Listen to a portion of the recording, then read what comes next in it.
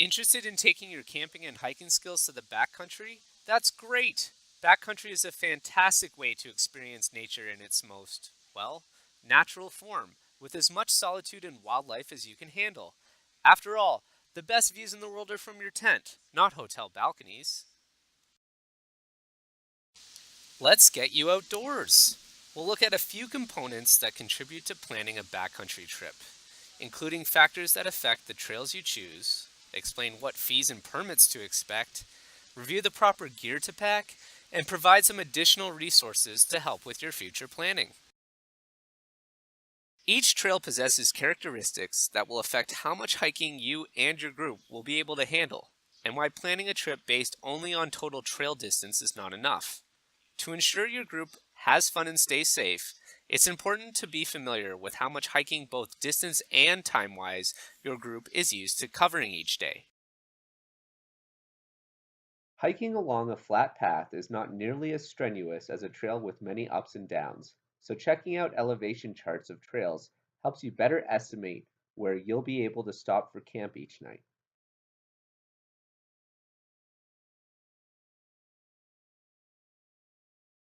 Then there's the elevation of the trail itself. Unless you live at high altitude, being at high elevation will affect your body's endurance, especially in the first few days while your body adjusts. So you may need to give yourself a few less miles in the first few days. There are seasonal factors too. In spring, water levels could be higher from snowmelt, and so there could be some stream crossings involved. Or it could be the worst season of all, bug season, and some areas that would otherwise be lovely places are instead swarming with mosquitoes. Your choice of a trail that's 2 to 4 days will most likely be within parkland. Whether or not you're traveling to a state or national park, you'll want to look into the access rules and regulations, especially at popular locations and times of the year.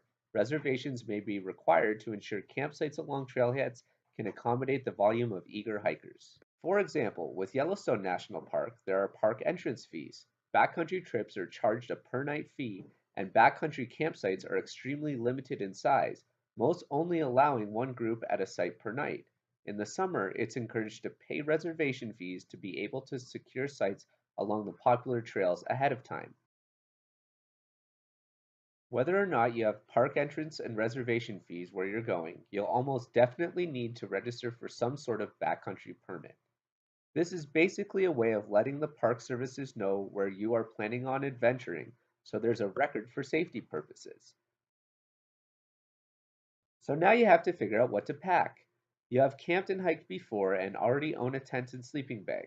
But with backcountry, now you're hiking and camping for a few days while carrying your supplies with you in a backpack.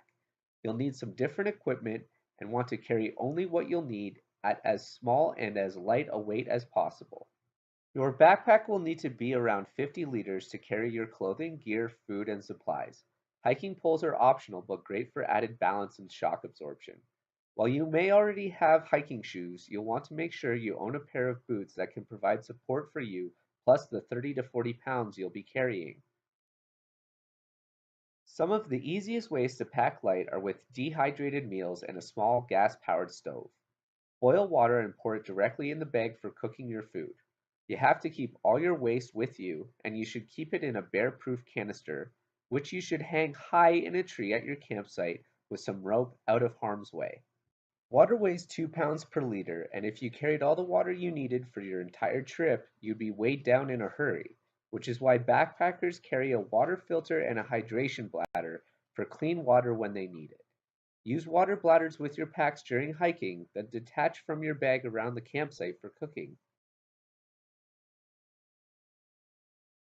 Backcountry adventures don't come without some real safety risks. It's always a good idea to carry a whistle and mirror with you to attract attention in case of emergency, bear spray in case of an attack, and a first aid kit for any injuries or chronic ailments. While technology has come a long way, and there's some very sophisticated ways to get maps of trails on phones, watches, and other devices, technology is also prone to fail, and it's always a good idea to carry a map of your trip and a compass just in case. Trail websites are great for retrieving facts and data on the trails you'll be hiking. Elevation charts, topographical maps, total distance, reviews, and itineraries are the most common features provided.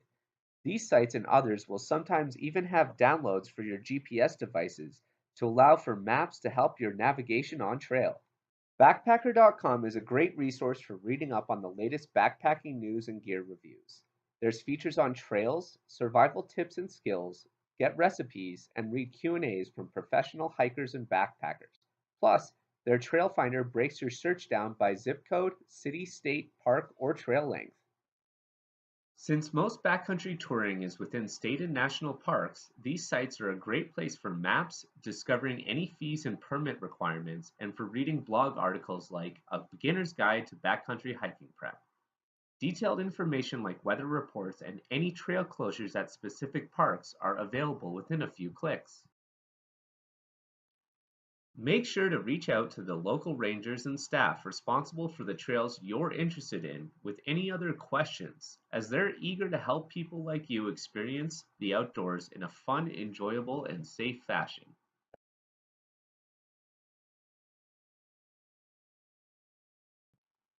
Now you have a basic understanding of some of the logistics and planning involved with a backcountry experience and have some helpful places to get you started on your first adventure. Now get outside and explore.